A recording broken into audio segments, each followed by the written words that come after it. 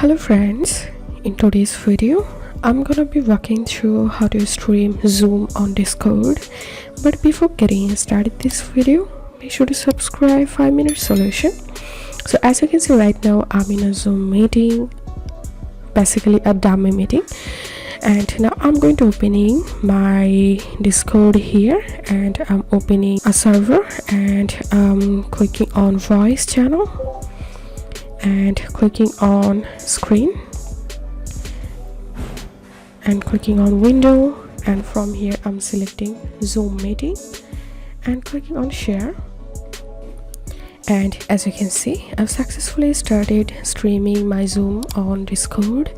So that's how you can do it. If this video helped you, give a thumbs up and please consider a subscribe to 5-minute solution. Thank you for watching.